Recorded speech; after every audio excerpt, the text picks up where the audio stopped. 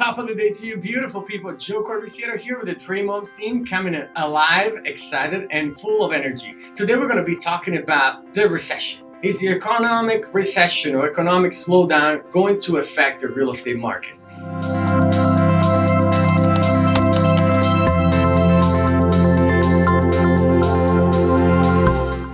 The answer is most likely not. So let's take, for example, the last 5 recessions: 1980, 1981, 1991, 2001, and 2008. 80 and 81, actually the real estate market went up. In 1980, it went up 6.1%. 1981, 3.5%.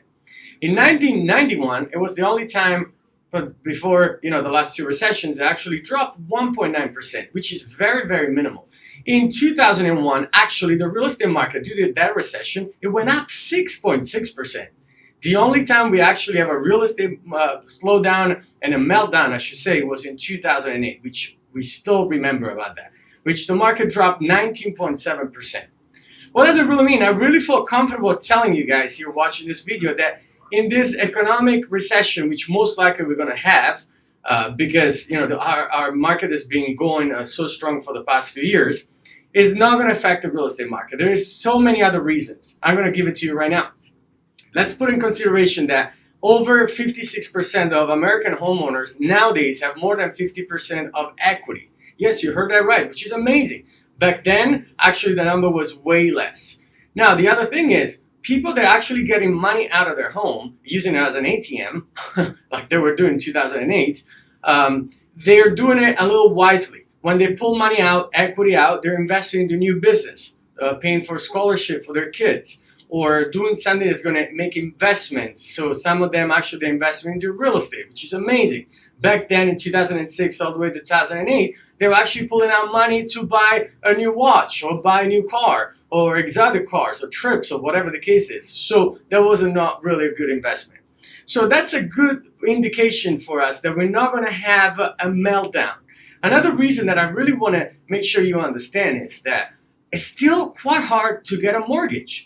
It's not that easy like it used to be back in 2006. In 2006, pretty much everyone was able to get a mortgage up to 110, 120% of value of their houses. Right now, it's quite hard. You still have to file your taxes, you have to be credit worthy, and so on and on. And you need a down payment. So with that said, I really don't think we're going to have any issues, honestly, even if you're going to have this economic slowdown. So don't you worry about that. All you're going to be really worried if you're planning on becoming a homeowner is that you feel comfortable with your monthly payments for at least the next 10 years. That's all you need to know. Thank you so much for watching this. Once again, I'm Joe Corbisiero, CEO of the Dream Homes team. I'll talk to you soon. Ciao. Real Estate Rundown, presented by Joe Corbisiero. Hi, I'm Renee Cohn. Economic downturns and a potential recession are topics that hit home for all of us, especially if you're looking to buy real estate. Joe Corbisiero of Dream Homes team is here with his insight of the San Diego market. Joe, thanks for being here. Thank you for having me. All right, it is a very hot topic right now. Give us the overview. All right, so let's start with the fact that not necessarily economic slowdown translates into a real estate crash or a real estate slowdown as well. So that's a big myth. Exactly. So the problem is we still remember 2008, which, if we go back. Painful. Exactly. Do you recall the movie The Big Short? Yes. So The Big Short, they said that there was a real estate market actually dragging down the economy. So we don't have enough ingredients to that to happen again. The 5 last recessions, 2 out of the 5, actually the real estate market went down. 3, the prices went up. So let's talk about this. What are the main ingredients? One is delinquencies. Do you remember back then, The Big Short, they were talking about the delinquency rate? Yes, people couldn't pay their mortgages. That's right. So, and we don't have that. Over 50% of homeowners in the US have 53+% of equity in their homes, which is great. It's great stats to me, right? Yes, the second very one, healthy. Exactly. The second one is credit availability. Back then, they used to do what's called stated income, and they were kind of loose, the regulations. They used to give, I always say that, they give, mortgages to cats and dogs. I like to say that.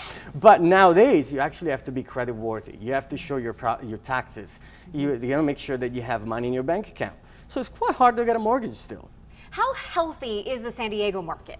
I think it's great, honestly. I mean, it's all about supply and demand, right? So we have ton of demand, but not enough supply. Is it a buyer's or a seller's market? Well, that's a great question, and thank you for asking that. It depends. It depends on the school district, it depends on the price point, and depends on the zip code. So you could be, let's say, in Mission Hills with a house about 800,000, that's going to be sold within 2 hours. Yes. Right? Same thing if you're Rancho Santa Fe, you're below $1 million, $1.5 million, is going to be sold right away. So, but if it depends on the average price and the school district. Joe, thank you so much. Great information.